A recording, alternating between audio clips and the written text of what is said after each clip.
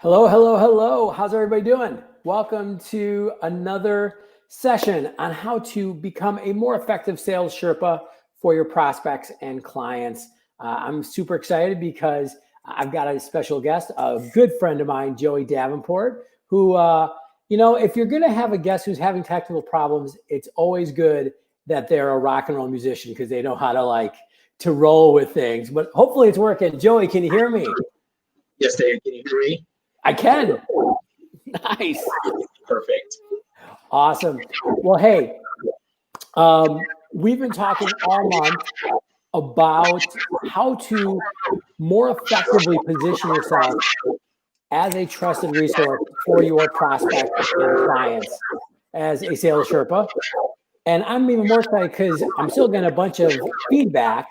So that's going to give me an excuse to shut up and just let you talk. Here's the question. I'm kicking it off. How can people more effectively build trust, which I know you are an expert in a time where there's just not as much trust to go around in institutions, in organizations, because one of the things that a sales Sherpa has to do is they have to really establish that trust if they want to be able to provide guidance, if they want to be an advisor that people will actually listen to. So I'm gonna keep it kind of broad and kind of general. What are things we can do to build more trust right now? Yeah, it's a good question. It's interesting what we did. Trust is kind of this esoteric kind of thing, right? If you ask 10 different people, you'll get 10 different responses. Right. I think, we partner with LIMRA, which is an association in the financial services industry. They have tons of research capabilities. So we went to consumers and said, look, what does trust mean to you? Mm-hmm. And it boiled down to 4 key facets of trust: benevolence, integrity, dependability, and competency. Okay. And competency was least important. They assume that the sales rep is competent until they prove otherwise. So I'll unpack some of the other ones. Of course, integrity is being sincere, honest, and trustworthy, knowing right from wrong, never misrepresenting. I would even say along the lines of integrity, a little nuance to that is authenticity. We talk about that today being very important. Especially in a world, when everything was kind of going crazy and people were showing up trying to sell people things. The best approach to do it was show up and just listen and say, hey, how's it going? How are you feeling? How can I be a resource? And so just being authentic from that standpoint, I think demonstrates a different layer of integrity. But going on the other two, I would say dependability, doing what you say you're going to do and follow up. If you tell somebody you're going to follow up in 6 months, follow up in 6 months. As you know, a lot of people don't follow up in 6 months. And right. I think, wasn't it John Lennon? He said the part of life is just showing up, or part of success in life is just showing up. And I think that's part of what he was talking about is, hey, I'll give you a call back. This isn't a good time. I'll give you a call back in 6 months. 6 months later, hey, David, I touched base with you 6 months ago. Wasn't a good time. I promised you I'd follow up. I'm following through on that. And so just dependability, doing what you say you do, keeping your promises to prospects and clients is a huge component of trust. And the one that I keep coming up more and more, and I use this as an acid test in everyday life for me now, is benevolence. This concept of is the sales rep putting the needs of their prospect and client above their own needs, or are they putting their needs above that of prospects and clients? And it's funny, even in the last year, my acid test, when I'm feeling like, what's going on? I'm not quite jiving with this person. What doesn't feel right? I'd say 70% of the time, man, it ends up being benevolence. It's their agenda versus coming in with no agenda and putting, my needs first or whatever. So again, benevolence, putting the prospect or client's needs first, dependability, doing what you said you're going to do. And then, of course, competency. You're always working on competency, whether that's knowledge or whatever. And just with integrity, you would hope that people are acting in sincere, honest, trustworthy, those kind of things. So I think if you really want to get tactical around it, those are our 4 key facets to trust. So I love all of those. The one that is interesting to me that stands out is one that I don't think people would think of, which is that dependability. Because I think that this is where a lot of people have a huge opportunity for immediate gains, right? Because, benevolence, even kind of to your point, it's you have to kind of suss it out a little bit. integrity can feel kind of amorphous, but dependability is literally, did you say you were going to show up at 10 o'clock and did you show up at 10 o'clock, right? You know, the old Vince Lombardi line, if you showed up on time, you were 15 minutes late, right? But it's almost, I would almost say, you know, one of the things that even during this really stressful time for a lot of people is just that I love the idea of, hey, I'm going to call you in 6 months, you know, and then doing that, or even not even stretching out that long. I mean, one thing that I've really striven to do, and to some degree I'm successful, is just tell people, hey, you want me to send that email, you want me to give that introduction, whatever it is. You know, it's Wednesday night. I actually watch my son all day Friday. So I know if I got one day, and if I know I'm not going to get to it, I just say, I'm going to get it to you on Monday, you know, not say, hey, I'm going to get it for you right away and then fall flat. And that's actually really helped my conversations with people, just because then their expectation, and 99 out of times they're like, no problem. And then they know it, right? And one thing real quick with that, one thing I always, it's kind of a core value of mine, is promise and over deliver. Mm-hmm. And there's been times in the past where I've been partnered up with people that over promise and under deliver, and nothing strikes my core values worse than something like that. Sorry.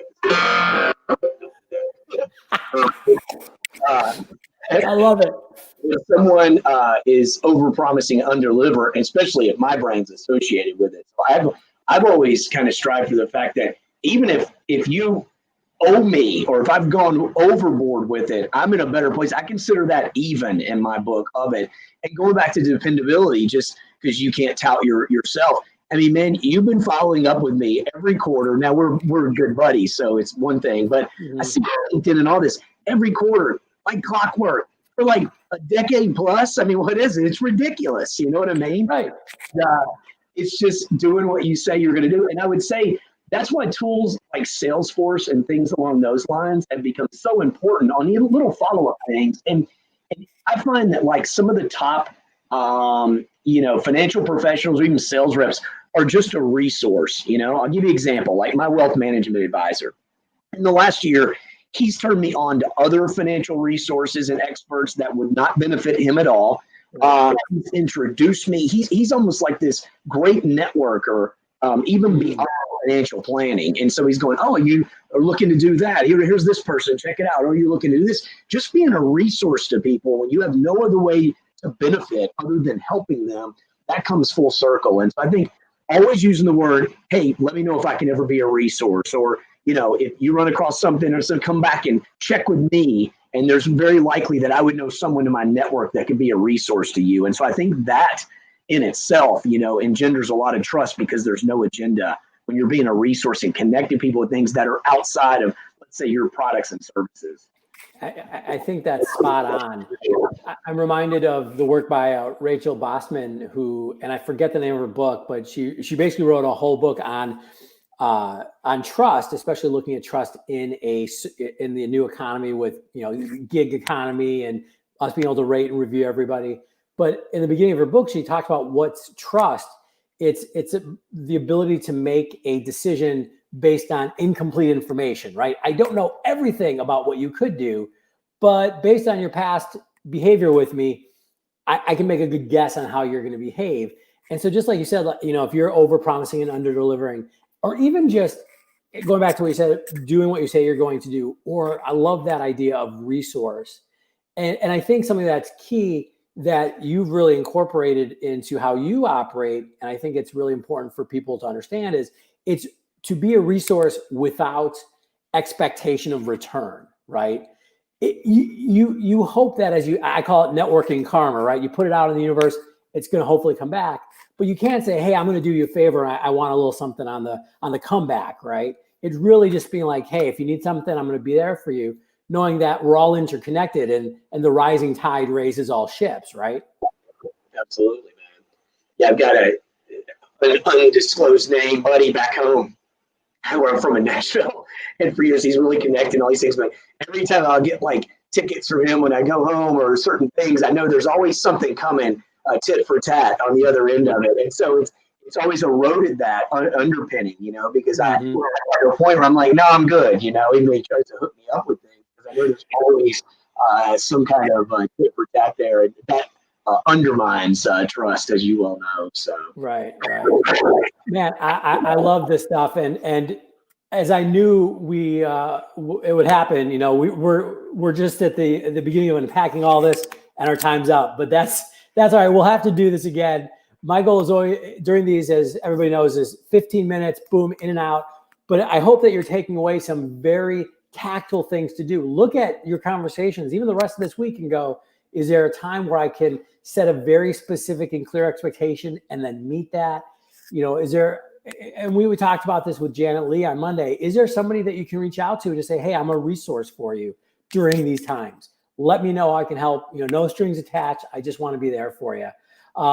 Joey, thank you so much for joining us. Everybody, this and all of our sessions are going to be on our YouTube channel, so you can go and take a look at those. I'll put the link down below. That's youtube.com/user/David J.P. Fisher. And also, if there's any way that I know Joey can help, and Joey is the president of Hoopus Performance Network, an amazing online learning platform for financial professionals. Their faculty is amazing and so good looking. But I'm sure he would love to have a conversation. Reach out to him on LinkedIn. Reach out to me. Joey, thanks so much for your time. I really appreciate it today. David, always fun to hang with you, man. Thanks for inviting me. Appreciate it. Everybody, take it easy. We'll see you next time. Bye.